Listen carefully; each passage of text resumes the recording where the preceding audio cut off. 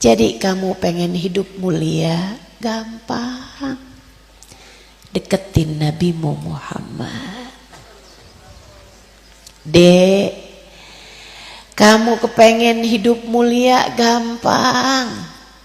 Deketin Nabi Muhammad. Kak, kamu pengen hidup mulia, gampang. Deketin Nabi Muhammad. Bahkan Nek, di sisa umurmu yang mungkin hanya tinggal beberapa tahun atau bahkan beberapa bulan. Kalau saya panggil Nek kan artinya udah tua. Di sisa umurmu yang entah sisa berapa itu, maksud saya nenek-nenek ini di atas 60-70 tahun ya. Saudaraku sekalian saya muliakan, kalau kamu kepengen hidup mulia, Nek, caranya gampang.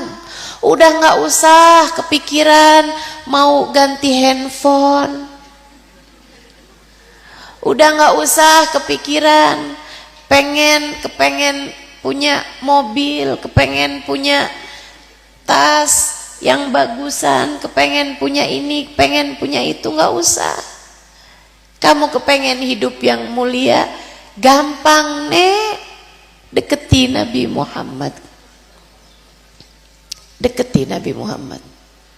Siapapun dirimu ingin untuk menjadi seseorang yang mulia dunia sebelum kelak mulia di akhirat nanti, deketi Nabi besar Muhammad.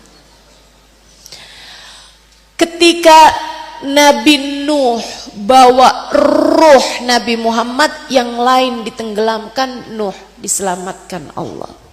Artinya siapapun di antara kita yang pengen selamat hidup di dunia, pengen selamat hidup di akhirat, caranya gampang. Deketi Nabi besar Muhammad.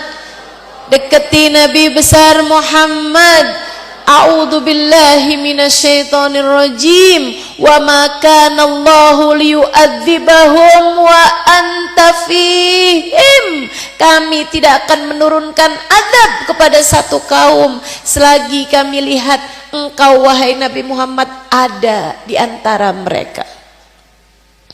Ketika Allah lihat di hatimu ada Nabi Muhammad, Allah tak akan pernah menurunkan azab kepadamu, saudariku sekalian. Ketika Allah lihat Nabi Muhammad ada di dalam rumahmu, ada sunnah Nabi Muhammad dalam rumah tanggamu, ada puji-pujian kepada Nabi Muhammad di dalam rumah tanggamu, ada sholawatan kepada Nabi Muhammad di dalam rumahmu, ada hati umat di dalam rumahmu yang cinta kepada Nabi Muhammad, Allah tidak akan menurunkan azab kepada rumahmu itu. Maka Bu, yang pada punya anak, saya tahu kekhawatiranmu tentang keselamatan anak-anakmu. Betul? Saya belum ada anak, atau bolehlah dikatakan gak ada anak. Saudariku sekalian yang saya muliakan, saya menikah lebih dari 20 tahun. Saya belum atau tidak dikasih anak oleh Allah Subhanahu wa ta'ala. Saudariku sekalian yang saya muliakan, tapi saya tahu kekhawatiran para ibu terhadap anak-anaknya. Betapa kamu sangat mengkhawatirkan keselamatan anak-anakmu, bukan? Takut kena narkoba, betul? Takut kena pergaulan bebas, betul? Takut kena ikut-ikut ajaran-ajaran yang sesat, betul? Takut berzina, ngeri anak perempuanmu hamil di luar nikah, betul? Betapa sangat khawatir kamu terhadap anak-anakmu. Belum lagi kamu khawatir anak-anakmu misalnya kena orang-orang jahat, pulang dalam keadaan gak selamat, pulang dalam keadaan habis dipukulin orang, anak perempuanmu pulang dalam keadaan habis dijahatin oleh orang laki-laki. Ada banyak hal terjadi. Saya tahu kekhawatiranmu, Bu, terhadap anak-anakmu. Maka kalau kamu kepengen anak-anakmu selamat hidup dunia sebelum kelak selamat hidup di akhirat nanti, mintakan kepada mereka untuk tidak pernah meninggalkan Nabi Muhammad. Bilang sama anakmu, nak, Mama cuman minta kamu 2 hal, jangan pernah kamu tinggalkan. Yang pertama, jangan tinggal sholat.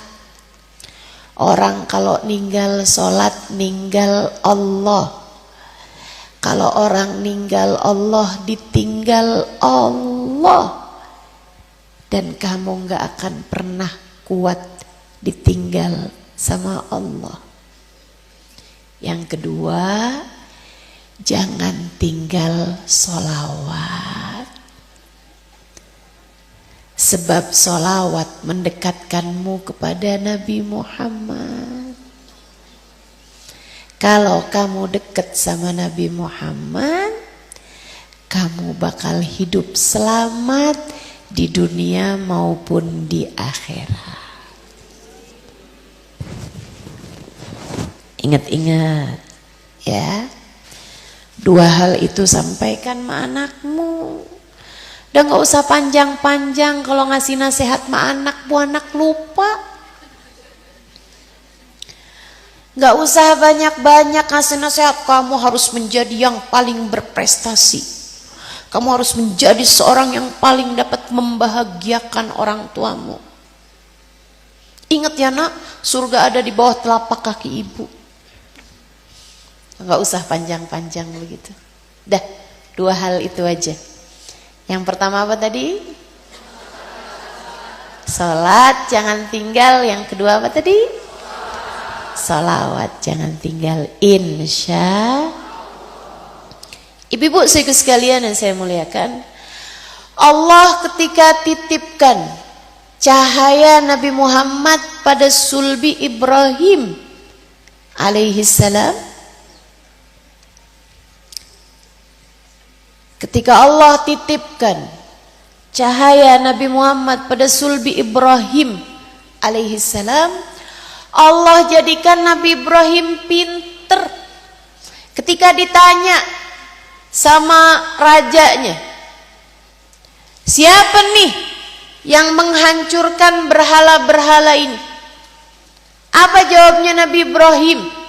Ketika mereka bilang fatan yuqalu lahu Ibrahim, ini pasti ulahnya pemuda itu tuh yang namanya Ibrahim. Panggil Nabi Ibrahim, man fa'ala hadza bi alihatina ya Ibrahim? Siapa nih yang ngancurin berhala-berhala Tuhan-Tuhan kami ini, wahai Ibrahim? Apa katanya Nabi Ibrahim? Fas'alu kabirahum, tanya aja tuh sama yang gantung kapak. In kanu yantiqun, kalau memang dia bisa ngomong. Nah, ngapain kalian nyembah Tuhan yang bahkan mau-maunya aja dikapak, dihancurin? Gimana dia bisa melindungimu kalau melindungi dirinya sendiri tidak mampu? Jawaban yang tak terbantahkan, hujah yang benar-benar bikin sekakmat, sebuah jawaban, hujah, dalil yang benar-benar tak terbantahkan, hingga membuat mereka hanya bisa berkata, hariku, kalau gitu bakar aja Ibrahim.